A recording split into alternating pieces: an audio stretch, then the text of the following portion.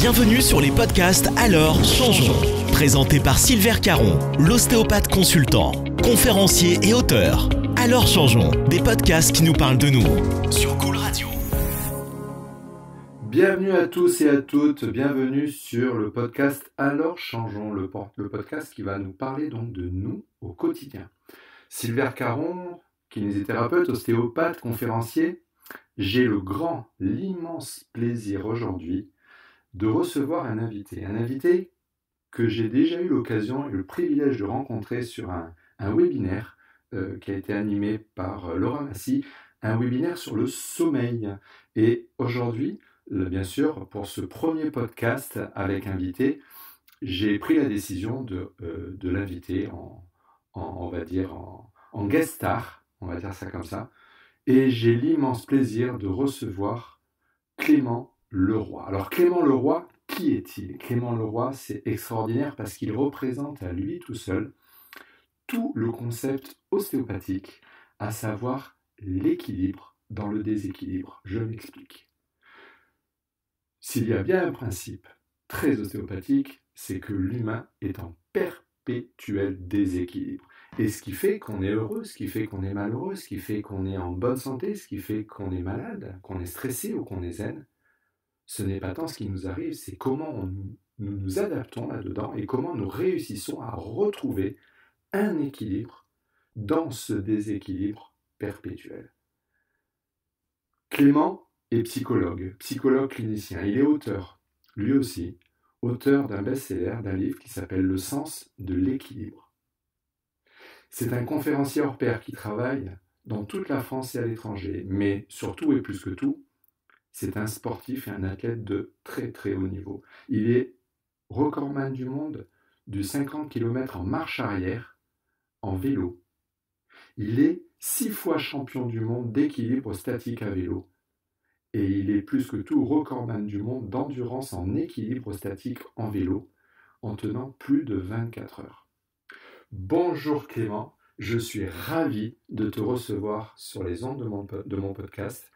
Et c'est avec un immense plaisir que je te laisse la parole. Comment vas-tu ?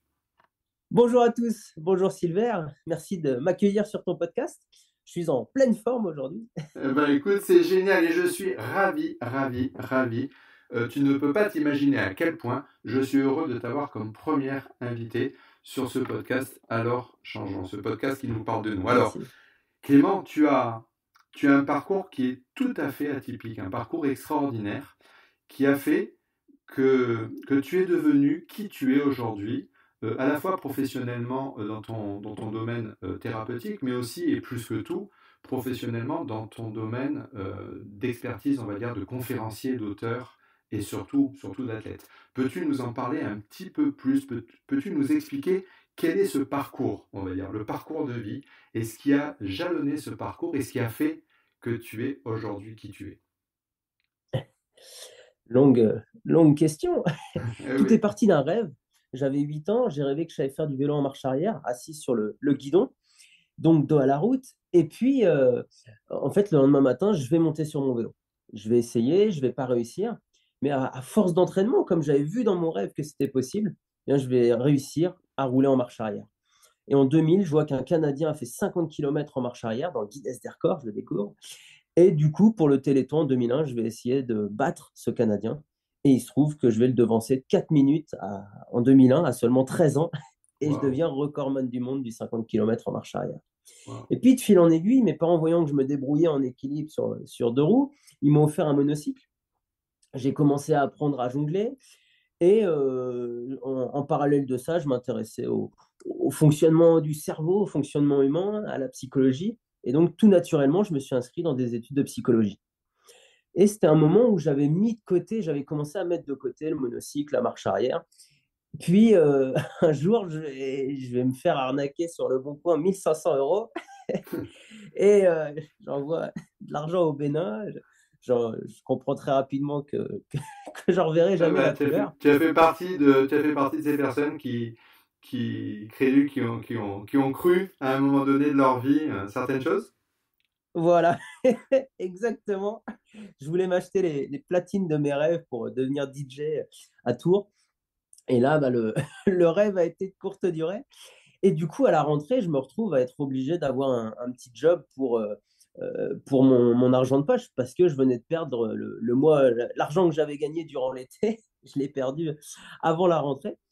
Et en fait, je vais ressortir mon monocycle. Je vais devenir animateur en centre aéré. Et ça va être un grand tournant pour moi. Derrière, je vais m'acheter sur un coup de tête, je ne sais pas pourquoi, une girafe, un monocycle d'1,80 m à la selle. Et grâce à ce monocycle, je vais rencontrer un artiste de rue, Jonathan, et il va m'ouvrir de nouvelles portes. Il va me montrer qu'on peut gagner sa vie autrement. La psychologie, je trouvais ça hyper intéressant. Mais tendre le chapeau, je trouvais ça drôle. Et en fait, une fois diplômé de psychologie, je ne vais pas trouver de travail. Je vais envoyer 42 CV, lettres de motivation dans toute la France. Je pensais n'avoir que l'embarras du choix. Et là, je reçois une réponse négative. Ouais.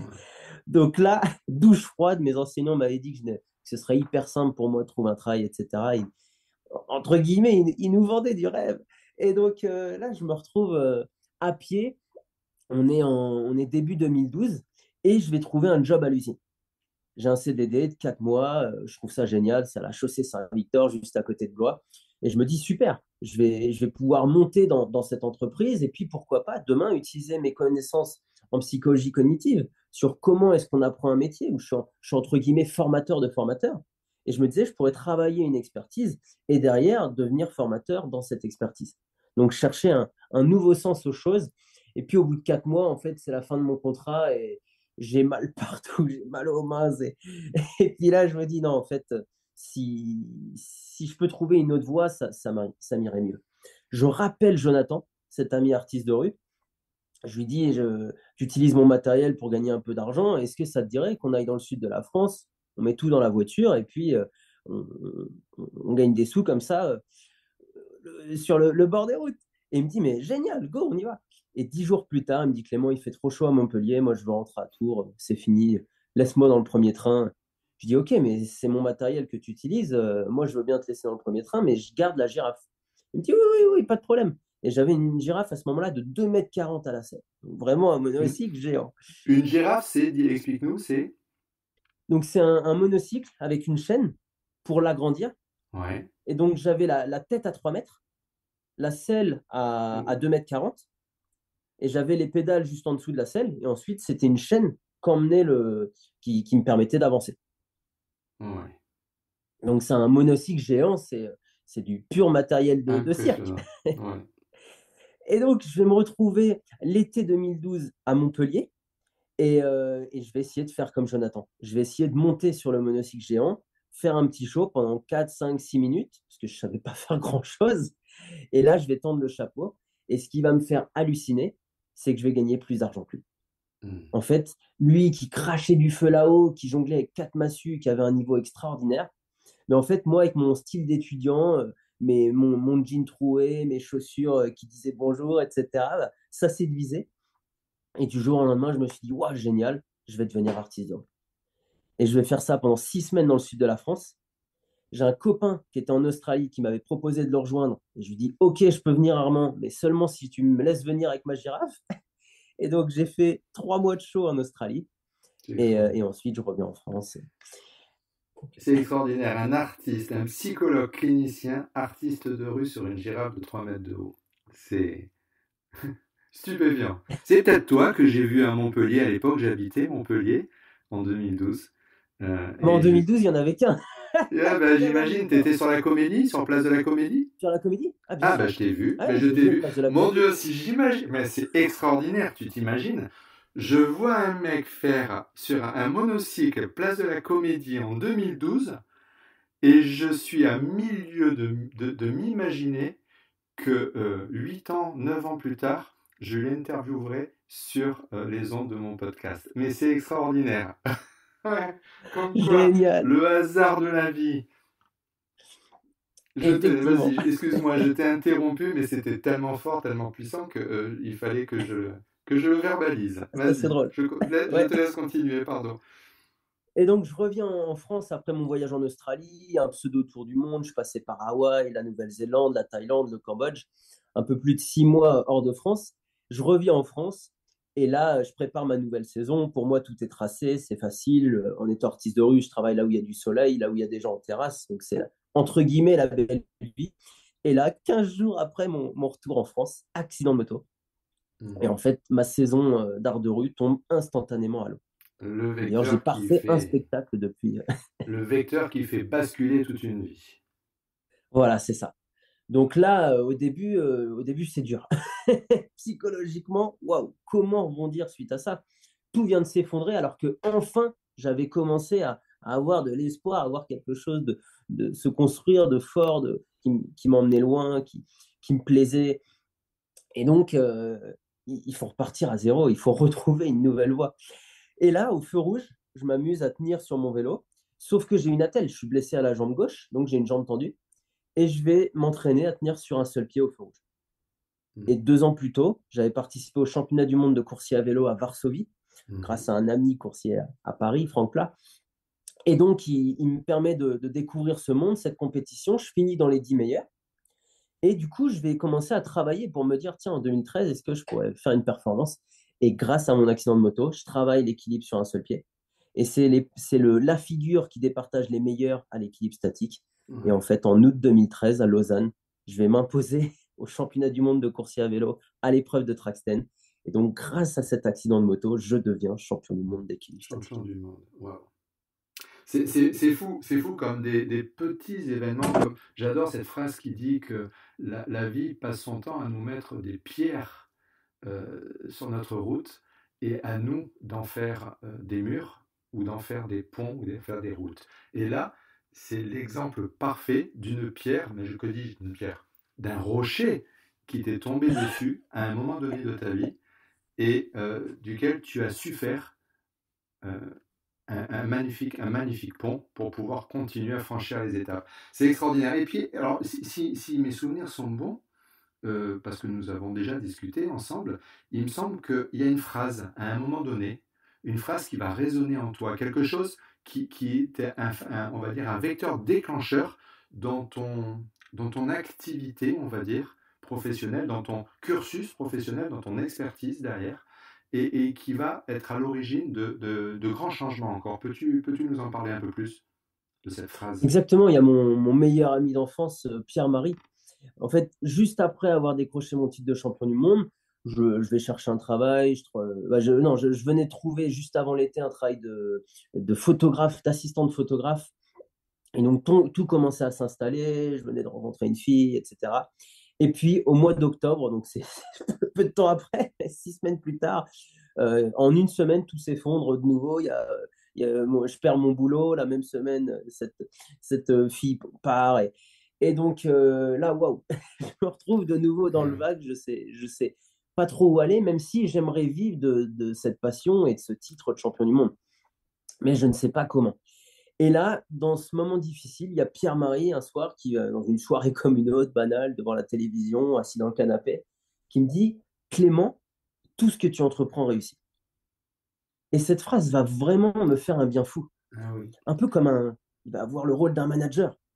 Je me voyais au fond du gouffre, j'avais l'impression que rien ne fonctionnait pour moi. Et lui, il voit exactement l'inverse. Il dit, regarde Clément, tu es psychologue cogniticien, tu as réussi tes études, tu reviens d'un tour du monde. Moi, j'ai très très peu voyagé. Tu es champion du monde d'équilibre statique à vélo. Waouh! Clément, tout ce que tu entreprends réussit. Ouais. Et derrière, je vais me dire, si Pierre-Marie avait raison, il me connaît bien, donc il peut avoir raison. Je vais me dire, si Pierre-Marie avait raison, quel projet j'aimerais lancer? Et en fait, il m'a mis dans cette dynamique que tous les auditeurs de ton podcast peuvent se poser comme question. Bien sûr, c'est ça, c'est le but, c'est de comprendre qu'on a tous à un moment ou à un autre une phrase, un moment clé dans notre vie, ce qu'on appelle une synchronicité qui fait que on la voit, on ne la voit pas, on se pose la question, on ne se pose pas la question, et toi à ce moment-là, tu as su te poser la question, et c'est cette question-là justement qui a fait que tu as changé derrière. Exactement. Il a déclenché un déclic. Mm. Il a créé un déclic, c'était le soir de Noël, 4 jours plus tard, après le traditionnel repas familial, le réveillon. Je me retrouve à 1h du matin face à mon ordinateur. Je commence à me faire un auto-brainstorming, noter des mots-clés, Cap Nord, rencontre, habitants, voyage, vélo. Et puis, à un moment, Eureka, je me dis, ça y est, je sais, à 17h, je vais m'arrêter sur ma route du Cap Nord, chez l'habitant, je vais sonner aux portes et je vais dire aux personnes, si vous m'hébergez, je vous offre une démonstration d'équilibre statique à vélo dans votre salon. Extraordinaire. Extraordinaire. Et en fait, sur le papier, bah, ça ne marche pas. Et ce que j'aime dans la vie, c'est l'écart entre la théorie et la pratique. Ben Il oui. y a plein de choses qui, sur le papier, ne marchent pas. On les essaye et puis on ne sait pas pourquoi, en fait, ça fonctionne. Et là, moi, je n'ai pas écouté les personnes qui m'ont dit, Clément, ne te lance pas dans ton projet, ce n'est pas possible. J'y suis allé. Tu as J'ai sonné écouté, chez mes voisins d'abord. tu as écouté la petite voix en toi Exactement, qui te voilà, disait, vas-y, fonce, ose. exactement. Je suis parti. 2 mois plus tard, jour pour jour, je prends la route de la Belgique au volant de la 205 de papy et je passe la frontière et à Westkerk, j'étais en Flandre en plus, c'était pas facile, j'étais pas en Wallonie, je pensais être en Flandre, en Wallonie. Et donc, je me retrouve face à des gens qui ne parlent pas français. Et en fait, ça va fonctionner. À la 8e maison, il y a Marguerite, 84 ans, qui va m'ouvrir sa porte. Et durant les 40 soirs où je vais sonner chez l'habitant durant les 4 mois de ce projet, il y a 39 soirs où je vais trouver des hôtes. Donc, ça va super bien marcher. Et derrière, je vais me dire, je ne peux pas m'arrêter là. Il faut que je continue à travailler avec mes sponsors, à avancer. J'ai fait un tour de France des communes non insolites, puis un voyage en Australie, puis au Japon, au Canada, à New York, là, l'automne dernier. Et en fait, j'ai dormi aujourd'hui dans 22 pays chez C'est l'habitant. extraordinaire. Et, ouais, on m'a toujours réservé un accueil de folie. C'est extraordinaire. C'est extraordinaire. Ton histoire, j'espère, touchera beaucoup, beaucoup, beaucoup d'auditeurs. Et moi, personnellement, m'impacte parce que c'est vrai que, euh, en plus, beaucoup de similitudes avec toi, Clément, puisque ma vie, moi aussi, a changé en 2012. Les auditeurs, ceux qui me suivent, qui ont lu mon livre, le savent. Ça a changé, ça a basculé en 2012 pour d'autres raisons que toi. Mais souvent, c'est vrai que c'est souvent au travers de moments difficiles, de vécus difficiles, que les synchronicités se présentent à nous le plus souvent et que on les voit ou on ne les voit pas, ces synchronicités. Et toi, comme moi, nous avons pu, à un moment donné, observer ça. Et c'est ce que j'aimerais faire comprendre à tous les auditeurs, c'est qu'il y a des moments dans la vie où il faut ouvrir les yeux et observer la vie, observer chaque instant de notre vie. Parce qu'à chaque moment, tu le sais, je le sais, nos auditeurs le savent, à chaque moment se présentent des choix et ce sont ces choix qui vont déterminer qui nous sommes et qui nous devenons en tant qu'humains, en tant qu'êtres ou en tant que professionnels, bien sûr. Alors, avant de continuer, Clément, on va faire une petite pause, si tu le veux bien, et j'aimerais te poser une question. Je sais qu'on est sur une radio, là, on est sur Cool Radio, la radio qui nous fait du bien, et j'aimerais, si c'était possible, que tu puisses me donner un morceau comme ça que tu as envie d'écouter sur cette radio, le petit intermède musical, juste pour pouvoir ensuite passer à cette deuxième partie d'interview. Qu'est-ce que tu nous proposes comme morceau? Il y a une chanson de Renaud qui nous montre que Une chanson justement, de Renaud. dans les moments où on rigole pas trop, bah, en fait, il y a une façon de voir le verre à moitié plein et qu'en fait, on peut trouver du plaisir, des ressources, là où sur le moment, on ne les voit pas, Ouais. lorsqu'on est bien entouré et qu'on a ses Très copains autour de soi. Donc, Très je te propose d'écouter représentatif. Manu de Renaud. Allez, c'est parti pour écouter Renaud pendant 2 minutes 40 à peu près. Et on revient juste après pour continuer la suite de cette interview. À tout de suite. À tout de suite. Voilà, on se retrouve les amis, on se retrouve avec Clément Leroy, le psychologue, auteur du sens de l'équilibre, expert dans ses conférences en France, à l'étranger. Encore une fois, je le répète, plus de 250 conférences. Et surtout, il nous l'a expliqué juste avant cet intermède, on va dire musical, un vécu, une histoire de vie absolument extraordinaire, un accident, un championnat du monde, 350 nuits passées chez l'habitant dans 22 pays sur 4 continents, c'est pas rien, c'est absolument extraordinaire. J'aimerais qu'on continue un petit peu après ce parcours, Clément, après ce parcours et cette phrase qui a déclenché, on va dire, ce parcours, cette phrase de Pierre-Marie qui te dit « Clément, tout ce que tu entreprends réussit. cette phrase de ton meilleur ami a changé ta vie et t'a orienté ensuite progressivement à aller après ces routes européennes sur la France, sur l'Australie, sur le Japon, le Canada, l'Indonésie et même New York, il me semble, où tu es allé, Oui. où toutes ces portes se sont ouvertes, on va dire, pour te voir, pour prendre de ton expérience, pour apprendre de ton expertise. Là, un chemin s'ouvre à toi un peu différent, le chemin des conférences. Comment tu en es arrivé à devenir conférencier professionnel? Comment, et surtout, moi j'adore cette phrase de Simon Sénèque qui dit l'important n'est pas le comment, l'important n'est pas le où, l'important est le pourquoi. Pourquoi ce chemin vers la conférence? J'ai eu la chance d'être sollicité en 2015 pendant mon Tour de France des Communions Insolites, donc juste après mon voyage au Cap Nord. J'ai été sollicité pour donner une conférence TEDx à Paris. Ouais. Et en fait, c'est elle qui va être le déclencheur. Je vais prendre beaucoup de plaisir sur scène à réaliser cette conférence. Et puis, 6 mois plus tard, il y a un assureur, il entend parler de mon parcours, et puis il est directeur régional d'une grande assurance. Et puis, il me dit, j'aimerais bien que tu interviennes devant mes équipes pour les motiver, les inspirer. Et en fait, ça va être la première d'une très, très longue série. Il va lancer la machine. Il y a un cabinet à Paris qui va me repérer, qui va me vendre plus de 130 conférences aux 4 coins de la France, dans des entreprises de tout secteur. Ça va vraiment m'ouvrir cette voie. Et puis, je vais travailler ma patte, je vais travailler mes conférences à vélo, ce qui fait que je suis unique sur le marché des conférenciers.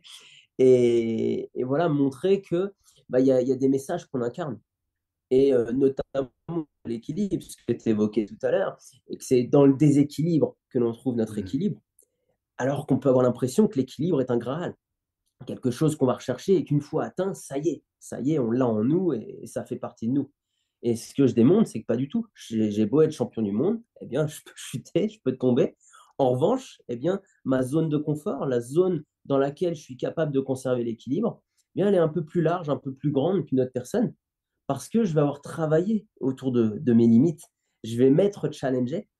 Et donc, dans cette zone de confort, je suis capable d'aller un petit peu plus loin que d'autres. Et donc, vous, dans votre domaine, où est-ce que vous êtes capable d'aller dans des zones, dans des domaines, dans des endroits qui sont très, très délicats, mais où pour vous, c'est facile. Ouais. Voilà. Et en fait, c'est ça l'équilibre dans le déséquilibre.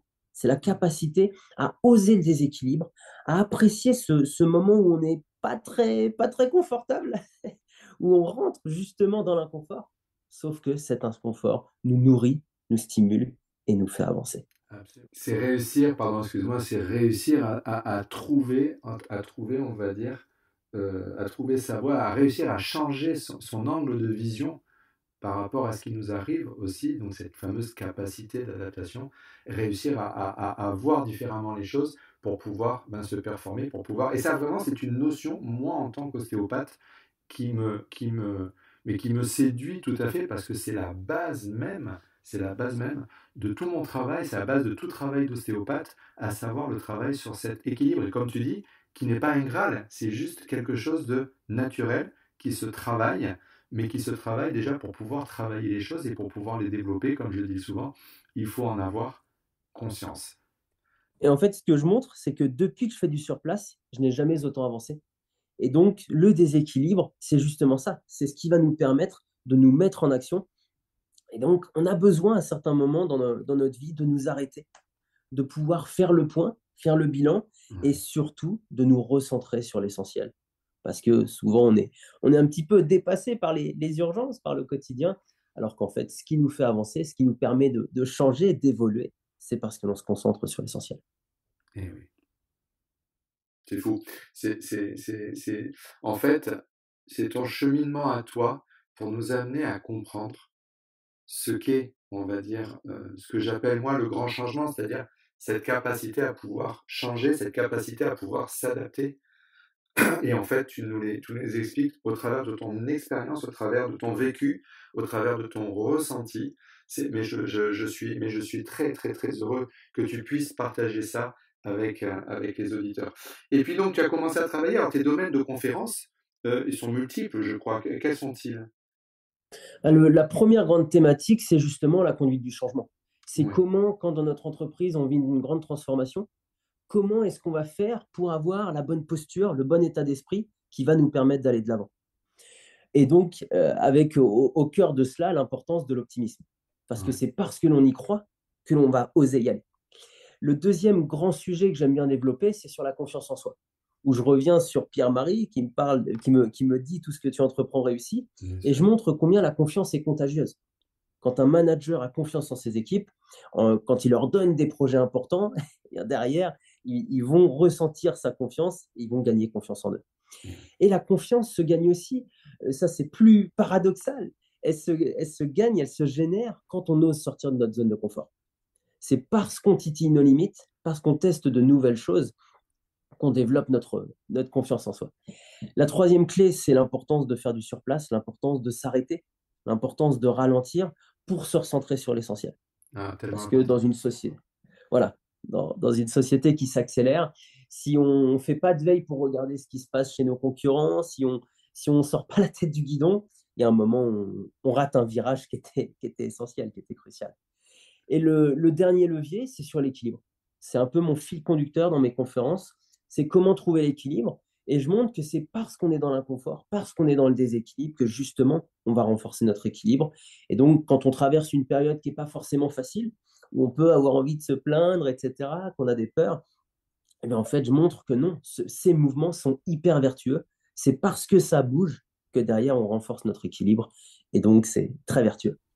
C'est extra. Tu me rappelles au travers de tes sujets, notamment le deuxième sujet, une étude qui a été faite sur les Navy SEALs, sur la Ouais. confiance, dans la confiance par rapport à la compétence. Et cette étude montrait qu'ils accordaient beaucoup, beaucoup, beaucoup plus un leader en qui les collaborateurs ont confiance, engage beaucoup plus l'engagement personnel de tout un chacun qu'un leader compétent.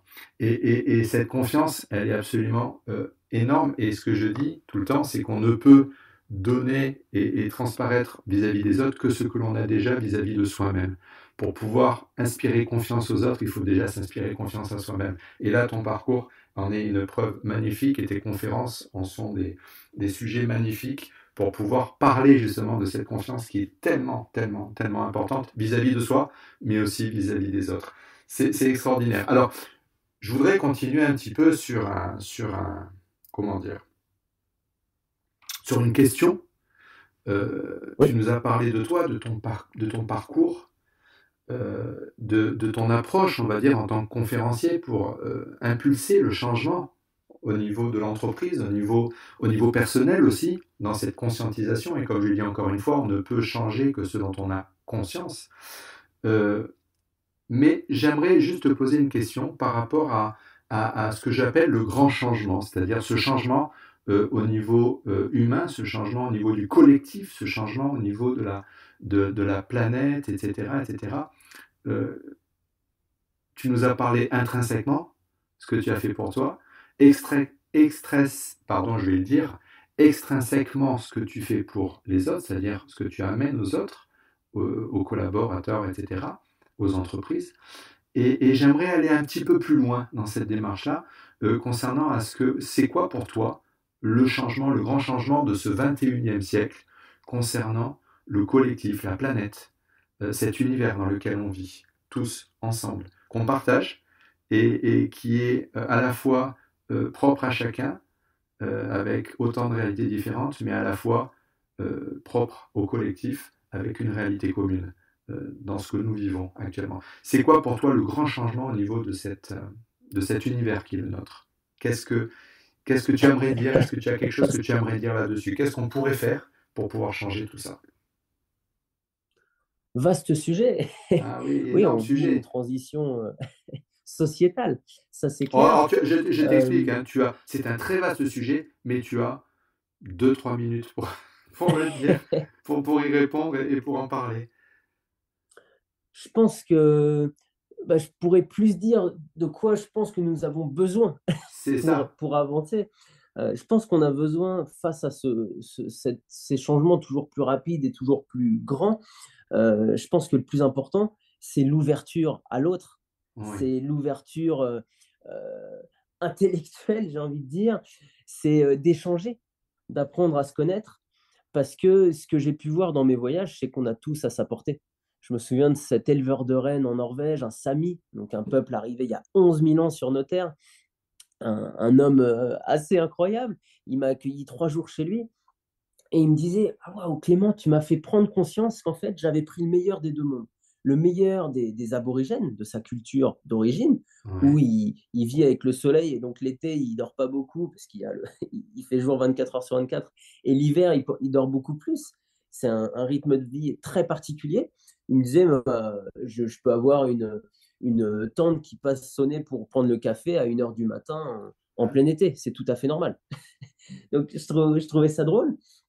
Et puis à côté de ça, il me disait: oui, effectivement, on est on profite de vos technologies, on a le téléphone, on a Internet, il est sur Facebook, etc. Et donc, il me disait: tu m'as fait prendre conscience que j'ai pris le meilleur de chaque monde. Ouais, le Et je meilleur des deux pense que mondes. c'est ça qu'on a à s'apporter. Donc, l'ouverture, l'échange, l'acceptation de l'autre, l'acceptation de l'inconnu, je pense que c'est ce dont on a le plus besoin, parce que quand on se parle, qu'on échange, on se comprend mieux, on voit qu'on a tous des qualités, des défauts, et Hmm. on peut construire C'est de génial. très belles choses à partir du moment où on se parle.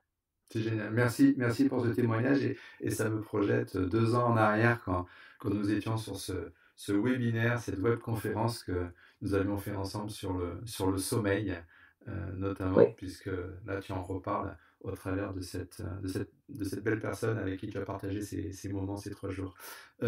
J'aimerais juste te poser une question finale, mon cher Oui. Clément.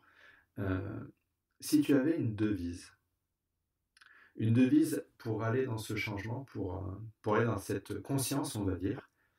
Si tu avais une devise, ça serait laquelle? Alors, je pense là tout de suite à plusieurs phrases. La première, je dirais, c'est cette phrase de Sénèque: ce n'est Ouais. pas parce que les choses sont difficiles que nous n'osons pas, c'est parce que nous n'osons pas qu'elles sont difficiles. Oui. Et ça, je trouve que c'est vraiment une phrase géniale pour justement aller de l'avant dans le Le changement. sujet oser, l'audace qui plaira à mon ami Mathieu Boinet sur le sujet de l'audace. Oui, tout à fait. Et c'est Voilà. vrai, c'est tellement vrai, c'est tellement vrai. Souvent, et je le dis souvent, on passe notre vie à vivre dans les rétroviseurs de notre vie et à ne pas oser pour moult raisons, la plus importante étant la peur, bien sûr. Et donc, ouais, tout à fait. C'est une citation qui me parle, une devise qui me parle énormément. Et en off, au début, tu m'avais dit que t'aurais envie de faire une deuxième citation, une Oui, deuxième oui, j'en ai devise. même une troisième. Et une La troisième, vas-y, deuxième, lâche-toi, je fais-toi dirais, plaisir. je dirais en deuxième devise, que rien ne se passe jamais comme prévu. C'est-à-dire qu'on a tous envie d'anticiper les choses, de se préparer pour que le jour où on se lance, on est prêt à tout. Et puis, en fait, ça ne se passe pas comme prévu. Il y a toujours quelque chose qui vient casser ce qu'on avait imaginé. Ouais, Et je trouve ça intéressant de se dire: rien ne se passe jamais comme prévu. Ce qui nous permet, quand ça ne se passe pas comme prévu, de se dire: je le savais. je le Et savais donc, déjà. Tout à d'avoir un, fait. un temps J'étais au d'avance, courant, j'étais prévenu. Je voilà, m'y suis pour aller de préparé. l'avant Eh oui. et construire. Voilà, se préparer, exactement. Donc, je dirais cette deuxième devise. Et il y en a une troisième qui me vient d'un Norvégien, et je la trouve vraiment merveilleuse, cette phrase. Et pareil, en termes de devise, elle est géniale pour voir les choses du bon côté. Il me disait, là, donc c'était à la fin d'une conférence, il me disait: ah, ta métaphore du verre d'eau à moitié plein, ça me rappelle ma grand-mère. Elle me disait: si tu vois le verre à moitié vide, t'as qu'à changer de verre, prends-en un plus petit. Et donc, oui, c'est bien à chacun d'entre nous Eh oui, d'agir sur notre vision du monde, de notre vie, de notre quotidien, pour regarder les choses du bon côté et, c'est et génial. avancer. Écoute, vraiment du fond du cœur, Clément, un grand merci pour ces 30 minutes que nous avons passées ensemble, pour nous avoir, on va dire, raconté ton histoire, raconté ta vie, pour nous avoir inspiré aussi, pour nous avoir donné des clés. Et un grand merci. Et vraiment, du fond du cœur, si tu avais voilà, le dernier petit mot pour nos auditeurs. Dernier petit mot, face au changement, c'est l'état d'esprit qui fait la différence. Donc, quand on y va avec envie, tout est, tout est possible, j'ai envie de dire. Le mindset. Bah écoute, en tout cas, vraiment merci. Merci Clément, merci de cette demi-heure. Merci Sylvain, vraiment un merci plaisir. à toi. Ouais. Et puis bah, moi, je te souhaite encore plein de magnifiques aventures. Et je sais que tu partages beaucoup sur les réseaux pros, sur les réseaux sociaux. Donc, Oui. il me tarde de voir bah, tout le reste et continuer à te suivre au travers de tes réseaux, etc. En tout cas, merci. Merci à toi, Clément. Et puis, ben, je te souhaite une très belle fin de journée. Merci Sylvain, à bientôt sur LinkedIn. Merci pour ton invitation. LinkedIn. Et puis merci à tous et à toutes pour votre attention, pour ces moments passés ensemble et au grand plaisir de vous retrouver lors d'une prochaine émission. Alors changeons avec un nouvel invité, encore une fois, et je vous en fais la surprise. À très bientôt, au revoir. Vous venez d'écouter l'émission Alors changeons, animée par Sylvain Caron sur Cool Radio. Retrouvez-le sur Instagram, LinkedIn et sur son site sylvaincaron.com.